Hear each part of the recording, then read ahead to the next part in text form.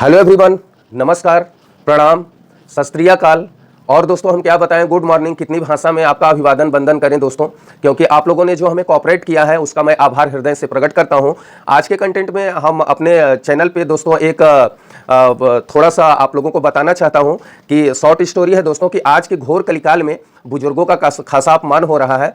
और एक जिंदा उदाहरण मैं आपको बताना चाहता हूं दोस्तों, और वीडियो अच्छा लगेगा तो लाइक करके सब्सक्राइब कर लीजिएगा ताकि हमें मोटिवेशन प्राप्त हो। देखिए, बड़ बुजुर्गों का हम बात नहीं मानते हैं, उनके बातों को इग्नोर कर देते हैं तो इसका हमें खामियाजा भोगना पड़ता है। आप हमारे बातों को बुरा मत मानिएगा दोस्तों, हमारे विचार और संदर्भ पे आप ध्यान दीजिएगा कि मैं कहना क्या चाहता हूं, क्योंकि आज का जो जनरेशन है दोस्तों काफी हाई प्रोफाइल, हाई टेक है और हाइपर टेंशन है। लोगों को कोई किसी का बात सुनना नहीं चाहता, समझना नहीं चाहता, पसंद भी नहीं करता है। तो चलिए एक शॉर्ट स्टोरी आपको बताते हैं दोस्तों, ज्यादा लंबा नहीं होगा, ज्यादा से ज्यादा 60 सेकंड आपको लगेगा।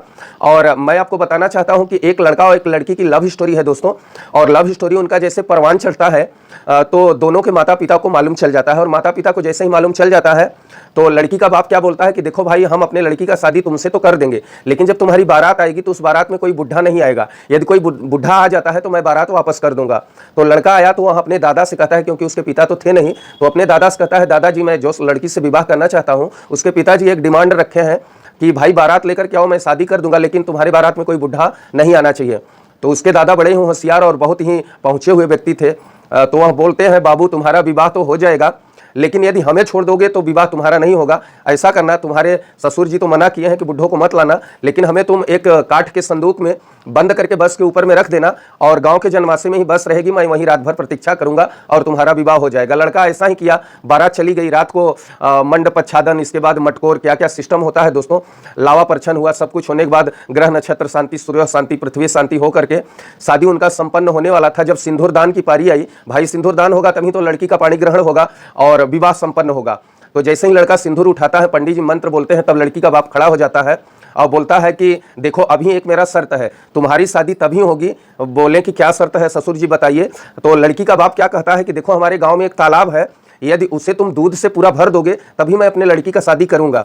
तो लड़का बोलता है कि ससुर साहब आप तो यहाँ धोखा किए, आप बोले कि कोई बुढ़ा नहीं आएगा, मैंने कोई अपने दादा बाबा को भी नहीं लाया है, अब आप दूसरा शर्त रख रहे हैं। अच्छा कोई बात नहीं है, आपके बात से हमें इतनी घबराहट हो रही कि हम थोड़ा लघु शंका और दीर्घ शंका से निवृत्त होकर आते हैं। इसी बहाने वह अपना मौर और सेहरा रख करके चला गया बगीचे में जहाँ जनवासा लगा हुआ था दोस्तों। बस पे चढ़ा और कान लगा करके संदूक के पास में बोलता है कि दादा ऐसी ऐसी बात है, ससुर साहब तो एक शर्त रख दिए हैं। बोले क्या शर्त है? बोले गाँव में एक तालाब है, उसको बोल रहे हैं दूध से भरने के लिए। तो बोले देखो बाबू हमारा काम आ गया ना, हमें नहीं लाते तो तुम्हारे यहाँ शादी तो होता नहीं। तो बोले जाओ अपने ससुर से कहो कि हाँ हम बिल्कुल भर देंगे, 100% डंके के चोट पर दूध से उस तालाब को भर देंगे, पहले आप उसका पानी तो खाली करवाइए। अब इतने में क्या हुआ कि सभी समाज जुटे हुए थे और लड़के की शादी हो गई दोस्तों। तो आपको शॉर्ट स्टोरी कैसा लगा? यदि वीडियो पसंद है तो वीडियो को लाइक करके चैनल को सब्सक्राइब करें और मिलते हैं नेक्स्ट वीडियो में। अपना ध्यान रखिएगा, हमें इजाजत दीजिए, धन्यवाद।